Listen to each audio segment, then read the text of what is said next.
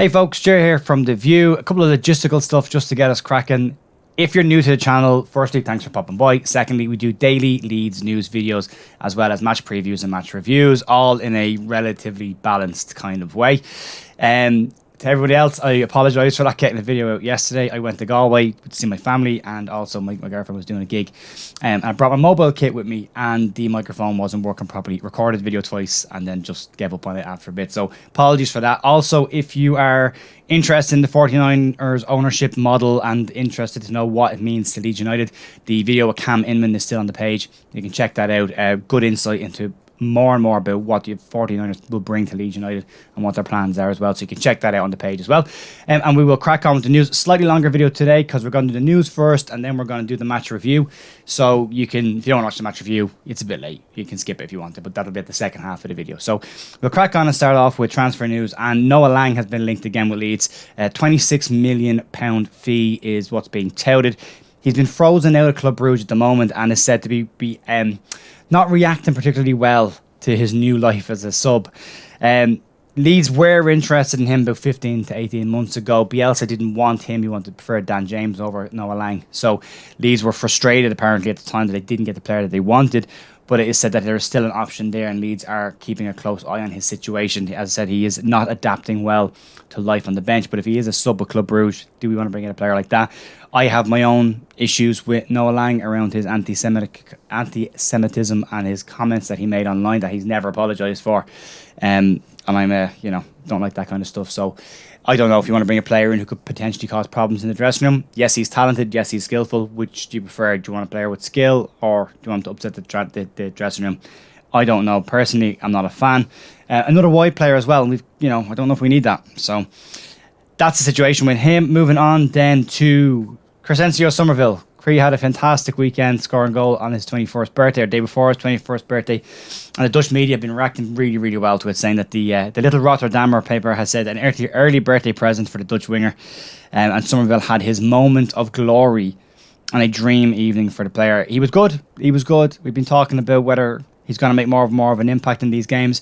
He drifts in and out still a little bit, but big moments, he was there, and a fantastic finish. Really, really cool. Lovely high control with the ball and then a lovely little poke into the corner. Fantastic. We'll get to that match though in a minute, but yeah, fantastic to see that. Jesse Marsh asked about his Booyakasha, I'm never doing that again, celebration after the game. Someone asked him on Twitter, he was enjoying himself, and he said that honestly he has no idea what he was doing. His wife has asked him all weekend what he was up to, and asked him what is wrong with him. So Jesse did get to enjoy it. Jurgen Klopp unfortunately had his back turned at that point, so if anyone's heard Jurgen Klopp's comments yesterday evening, this morning, I think Leeds are living rent-free in his head right now. So, yeah, fantastic. Moving on to outgoings then, and Adam Forshaw, according to Football Insider, is looking at leaving Leeds in January. Leeds have decided to cut their losses on the player who is out of contract at the end of the season. 31-year-old has played 47 minutes this season, and has just had injury after injury, out currently with a hernia. And Leeds look like, when January comes along, possibly Adam Forshaw moving out. Get the number 4 and stick it on Tyler Adams. And you can stick the captain's armband on him as well while you're at it. Thought he was excellent. Under 21s, they play tonight against Crewe in the Papa John's Trophy. A win will guarantee the under 21s a place in the next round, but a score, draw, and a penalty shootout win will also give them the bonus point and an extra, so they get 2 points for that, which would also see them go through. Michael Scubala is looking at naming a very strong lineup, except he will be without Sam Greenwood, who is still suspended following his red card earlier in the tournament. Will be a great one. Leeds can't play any home matches in this group stage, but if they qualify into the next round, they can start playing games in Ellen Road, which would be great to see. That game is on tonight. You can catch that. I'm sure it's on LUTV. It'll definitely be around because there's no Premier League games on tonight, so should be an easy one to get and have a look at it. If you haven't watched them 21s this year, go watch them. They're a genuinely good watch. Good side. And from a news perspective, folks, that is it today. We're going to move on now and look at the match review for Leeds United versus Liverpool. Right. So, that happened, didn't it? That was the thing. I think anybody expected that result. I know I didn't. I got all our predictions wrong so far this season, so I'm glad I got this one wrong. A fantastic performance, but as usual, I'm going to break this down in positives and negatives. I think it's important that when we're doing badly, we don't ignore the good stuff that we do, and when we're doing well, we don't ignore the bad things that we're doing because they can always come back to haunt us. One of the main things just to be mindful of is Ilya Melia, man of the match, outstanding performance. but was an outstanding performance and man of the match because he had a lot of work to do. We gave up a lot of chances, but this is a Liverpool team that also give up a lot of chances. So just breaking it down, a couple of notes that I'd made. It was a great result and a fantastic performance in Anfield and a long time coming and one that we really, really needed. But it needs to be transferred into the Bournemouth game now. We have seen against Chelsea and against Arsenal this year that this system works against the bigger sides who come out to play. It's against the smaller teams who don't come out to play that we've had problems. So I said coming into this game, Jesse needed 3 points between the Liverpool and the Bournemouth game. The issue he has now is he's gotten those 3 points against Liverpool. He still kind of needs those 3 points against Bournemouth as well. So he now needs to come out of these 2 games with 6 points. It can be done, but they've got to figure out a way of breaking down teams that don't want to let them play. That's going to be the tricky part. And what options they have there. So it's a great result, but it is a great result in isolation. Same with Chelsea and the performance against Arsenal. We need to take that. They can get a win against Bournemouth. It puts Leeds into mid-table and put Bournemouth into the comfortable mid-table. So with a game in hand, I could see Leeds go to 8 if they win that game in hand over Nottingham Forest, which would be fantastic. But again, there's things to be learned from this. It is a vital 3 points, and it does leave Leeds in a bit better state and calms everyone down just a little bit. And the other big things, well, outside of Summerville's goal, outside of Melié's performance, and Robin Koch, by the way, was outstanding for me. Outstanding again. Willie Gnonto's debut and getting involved in that winner with a beautiful pass to Pat Bamford along the ground. Not an easy technique to hit a ball across the deck like that accurately. So fantastic for Willie Gnonto. So we'll break it down. We'll go to the positives. So we'll start off with there's the obvious 3 points. That's the first thing. That's huge. But the pressing from the game, we've seen the pressing go for 5-10 minutes in games, 15 minutes in games, and then drop off a little bit. And we've questioned the fitness of this team. We keep hearing that the running stats are higher than they've ever been under Bielsa.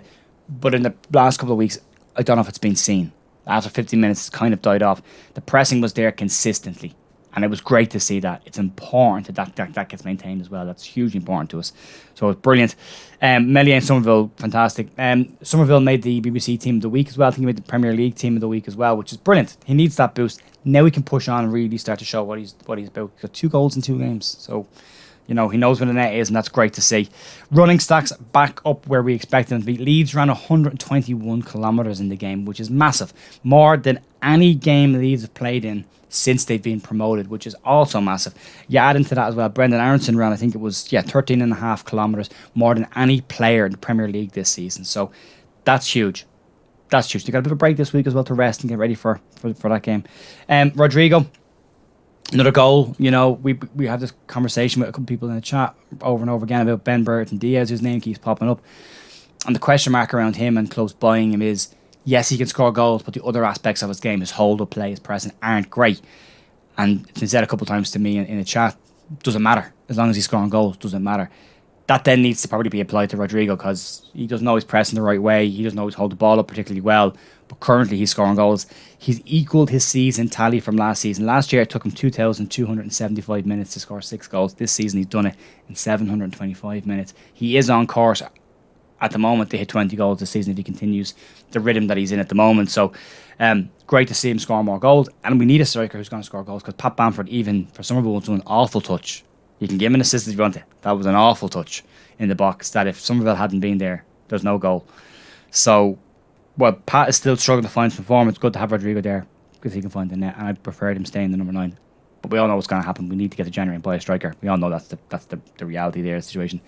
Let's look at the negatives then. Let's talk about them as well. And we'll look at a couple of bits and pieces. We've got a couple of stills as well to highlight the goal as well that we can see them. We'll talk about that. Liam Cooper had a very good game. A very, very good game. And I'm going to balance this out with Cooper because I do tend to I have an opinion on Cooper. A lot of people do. He had 2 moments in the game. One in the first couple of minutes where he had a very Kiko Casilla Derby County playoffs moment where they ran towards each other. No Kiko to blame this time. So common denominator being Cooper. Needs to sort that kind of stuff up. 3 minutes into a game, Leeds looking a bit panicky. Cooper's in the middle of it. He settled down and he was very good until the second half when he had his moment where he had 2 air shots, missed the ball, and Liverpool could have gone in and scored. Again, very Cooper-like. He has these moments in the game. But what I will say, and to balance this out, is we are a far better defensive unit with him in the team than Llorente in the team.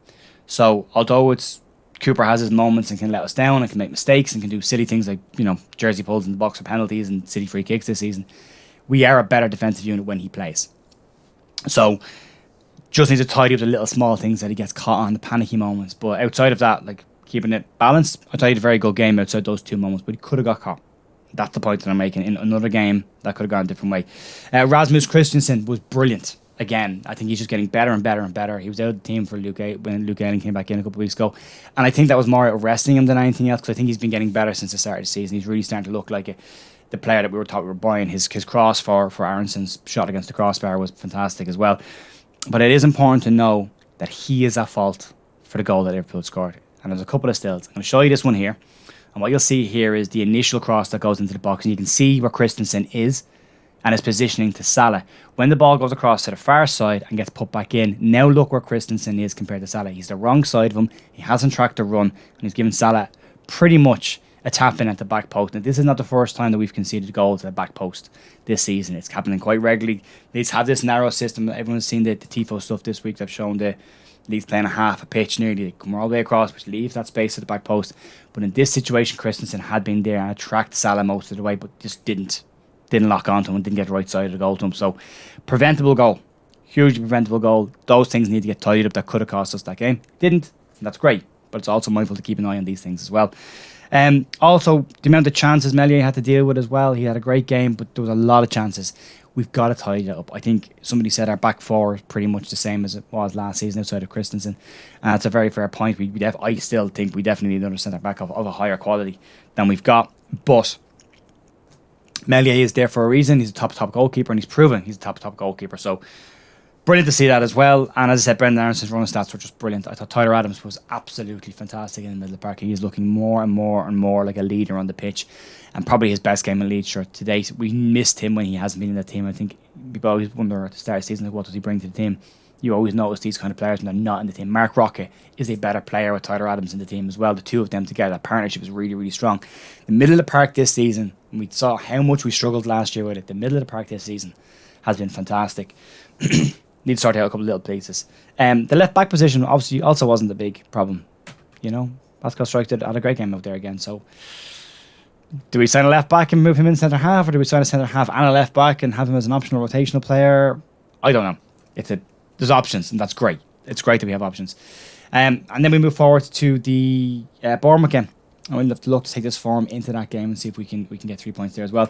We will be streaming tonight on the American Leeds podcast, just going over the game. Myself, Michael, and Alex on the chat about it as well. So you can check that out. I'll link the page up here somewhere if you want to check it out. And we'll be there about 10 o'clock UK time if you're watching. But there will be a post on the American Leeds podcast page. Anyway, I think we're going live tonight. If we're not, I'll let you know on the community tab on my page anyway. And that's pretty much it, folks. Thank you very much for popping by as always. If you like the channel, if you like what we do, please feel free to subscribe and like the video. And if you want to check out some other content, the Cam Inman San Francisco 49ers reporter interview is on the page, and it's worth a listen to if you haven't listened to it just yet. It might make you feel a bit more positive about the 49er ownership stuff that's coming down the road. I did. So anyway, enjoy it. Thanks very much, and I'll see you all tomorrow for more news. Bye.